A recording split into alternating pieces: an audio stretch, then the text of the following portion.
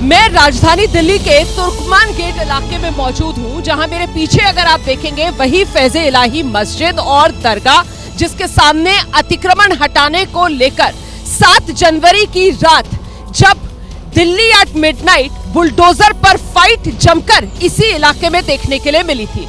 अपने कैमरामैन सक्सेना से कहूंगी कि जरा कैमरा घुमाएं और तुर्कमान गेट की तस्वीर देश और दर्शकों को दिखाएं। ये तुर्कमान गेट है और इस तुर्कमान गेट के पीछे वो पुरानी दिल्ली, वो वॉल्ड सिटी, और पीछे से यहाँ तुर्कमान गेट के जो गलियां हैं वहीं से वो भीड़ बाहर निकल कर आई थी, जो हज मंजिल और तुर्कमान गेट के बीच का रास्ता है, क्योंकि सामने आपने हज मंजिल को भी देखा है। यहीं से वो भीड़ निकल कर आई थी जिनके हाथों में पत्थर थे, और अचानक से वो भीड़ उग्र हो गई थी जब एमसीडी कर्मी दिल्ली पुलिस की सुरक्षा के घेरे में यहाँ पर हाईकोर्ट के आदेश के बाद अवैध अतिक्रमण हटाने की कार्रवाई को अंजाम दे रहे थे।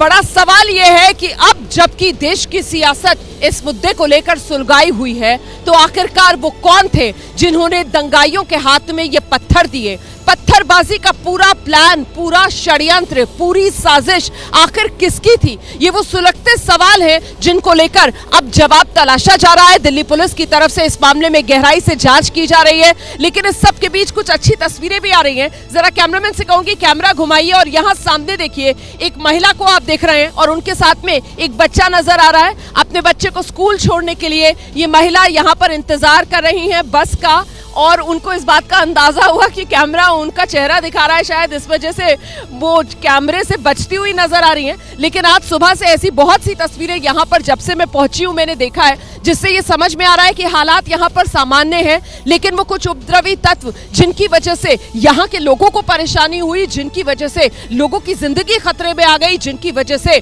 दिल्ली पुलिस के कर्मी घायल हुए हैं, और ऐसे में पर्दाफाश होना इन उपद्रवियों का जरूरी हो जाता है, और उससे भी ज्यादा जरूरी हो जाता है ये जानना कि आखिरकार ये साजिश किसकी थी, इस साजिश के पीछे कौन। अब मैं आगे बढ़ती हूँ और आपको सबसे पहले यहाँ जो तस्वीरें आप देख रहे हैं उससे अंदाजा लगा सकते हैं आप कि मशीन अभी भी जेसीबी की वहां पर खड़ी हुई है। मलबा हटाने का काम अभी भी चल रहा है वहां पर। अवैध अतिक्रमण ध्वस्त करने के बाद जेसीबी से ये मलबा हटाया जा रहा है, और 7 से 8 जेसीबी रात भर यहाँ जुटी हुई थी। मलबा हटाने का काम चल रहा था। कल के मुकाबले अब तो काफी हद तक यहाँ से मलबा साफ कर दिया गया है, और वो पीछे मस्जिद आपको नजर आ रही है। मस्जिद के आगे का ये हिस्सा था जहाँ पर अतिक्रमण हुआ था। मस्जिद का आगे का ये हिस्सा था जहाँ पर डायग्नोस्टिक सेंटर से लेकर और वो बारात घर से लेकर कुछ दुकानें जो यहाँ पर लोगों ने बना ली थी जमीन पर कब्जा करके। और उसके बाद ये मामला अक्टूबर का महीना पिछले साल एक एनजीओ की तरफ से अदालत में ले जाया गया। अदालत में दिल्ली हाईकोर्ट ने आदेश दिया था कि अवैध निर्माण है और इसको गिराया जाए। 12 नवंबर 2025 का दिल्ली हाईकोर्ट का आदेश, जिसके बाद 22 दिसंबर को एमसीडी की तरफ से इसको लेकर फैसला लिया गया। और अब जब 7 जनवरी को यहाँ पर एक्शन हो रहा था, और एक्शन भी देखिए अमन कमेटी के लोग, पीस कमेटी के लोग, उनको बाकायदा भरोसे में लिया गया, और भरोसे में लेने के बाद इस एक्शन को अंजाम दिया जा रहा था। लेकिन अचानक से वो भीड़ आ जाती है, पत्थरबाजों की भीड़। जरा दिखाइए एक बार फिर से। फिलहाल यहाँ पर हलचल हो रही है। दरअसल देखिए यहाँ जो शिफ्ट्स हैं वो चेंज हो रही है। रात भर यहाँ पर सुरक्षा कर्मियों की तैनाती थी। आरएएफ के जवानों को जरा दिखा दीजिए वहां पर उनकी मूवमेंट। अंदर गली से निकल कर आ रहे हैं। पुरानी दिल्ली वाला इलाका जो अब पूरी तरीके से छावनी में तब्दील हो चुका है, वहीं से ये जवान बाहर निकल कर आ रहे हैं। अच्छी बात यह कि बीती रात सब कुछ सकुशल रहा है, यहाँ पर किसी तरीके की कोई अनहोनी घटना नहीं हुई है। और यहाँ एक और भाई साहब हैं हमारे साथ, आइए जरा इस तरफ आइए आप। मैंने अभी देखा था आप भी अपने बच्चे को शायद ड्रॉप करने के लिए आए थे। नाम क्या है आपका? मेरा अमित विलपुरेट।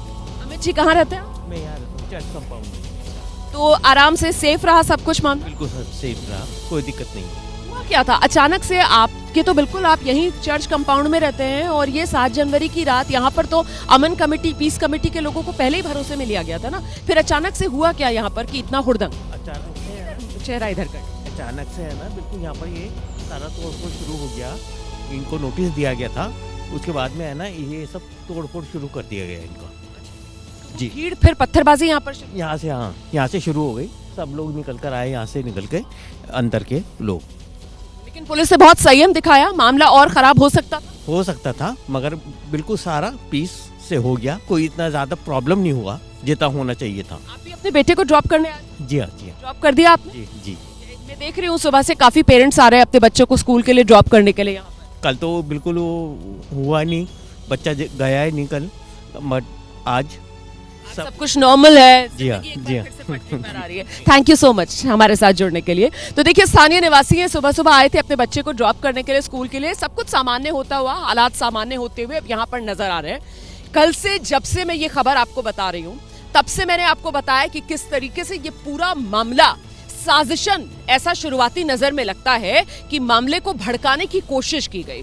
क्योंकि फिर से दोहरा दूं, दिल्ली पुलिस की तरफ से बाकायदा अमन कमेटी, पीस कमेटी के लोगों को भरोसे में लेकर यहां एक्शन की तैयारी की गई थी। बावजूद इसके अचानक से, जैसा कि खुद पुलिस की तरफ से जानकारी दी गई कि साहब 100 से 150 उपद्रवी जो है वो मौके पर पहुंच जाते हैं और उनकी तरफ से हंगामा शुरू हो जाता है और देखते ही देखते मामला इतना बिगड़ता है कि पथराव तक शुरू हो जाता है।